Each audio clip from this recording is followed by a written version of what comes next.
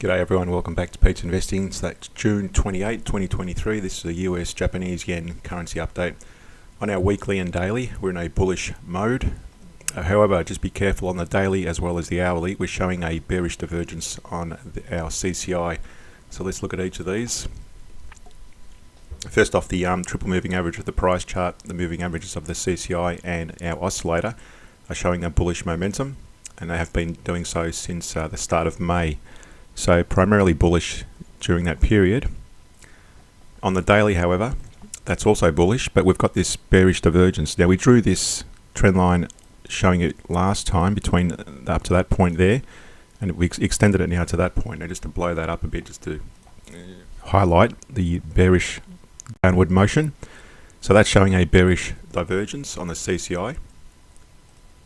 However, look at the price chart, it's showing new highs. Now, when you read these, so long as the CCI stays in a bearish movement, in other words, doesn't level out or get higher than that point, we're going to consider this a bearish move, in which case one of two things is going to happen. Either the CCI will break higher than that point there, or in which case we'll see the price break above this resistance as well, this resistance at 144.20.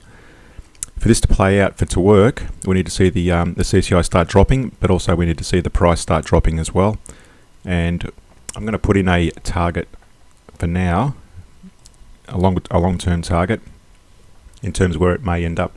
So what you do is you draw a channel down to the lowest candle within that divergence range, and then we draw a Fibonacci retracement, go back to that level.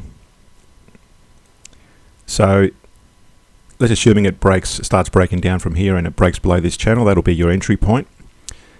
The initial target area may be the 23%, which will be there. So I'm going to draw that point there, and I'm going to take it down to the 38%. So let's assuming it breaks down there in the next few days or weeks, that'll be our initial target area, which is the 23 to the 38% Fibonacci level. So that's on the daily, and we'll keep an eye on that. As I said, for this to fail, we need to see the CCI break higher. On the hourly, we've got that same divergence happening, but a smaller level here as well. You'll notice we've got a bearish divergence on the CCI versus this bullish divergence on the price. And again, you'll notice that's gone up higher until this resistance area up there. And you'll notice the CCI is dropping off. So we'll draw a separate target area on the hourly. The same method. We draw a channel down to the lowest candle. That'll probably be that one there. So that'll be our entry point if the price breaks below this channel. And then we find the most recent Fibonacci level. Let's take it to that level. And take it to that highest point. So again, let's assuming it breaks down in the next few hours below that channel. That'll be your entry point. And it should easily penetrate that first 23% level. I'll just draw that there. But we're going to take it down to that 38% Fibonacci retracement. So theoretically, it'll hit that area as a target at the very least, in all probability. But again, for this to fail, we need to see the CCI rise and rise higher than that point there. So that's on the hourly time frame. So I'll keep an eye on that and see if it breaks below. So as you saw as well, if the price keeps breaking up and the CCI keeps falling, we're just simply going to extend this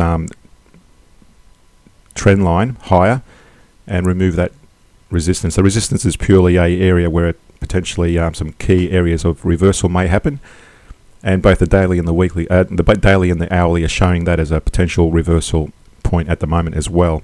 So even though the weekly and the daily trends are showing long, it looks like it may have hit its peak and it may start declining from here on.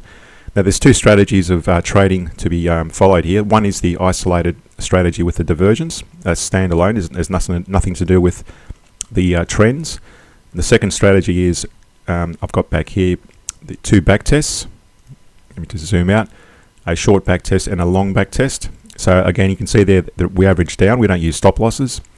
So the way to avoid that averaging down, or to minimize it, is to trade only when in the direction of the weekly and daily trends, hence the trend on those two timelines, trading in those back tests.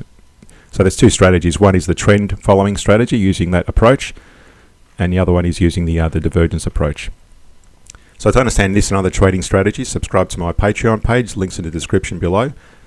We also do weekly scans of stocks, currencies and commodities. Subscribe, like and share the channel. Thanks for watching, and see you in a future video.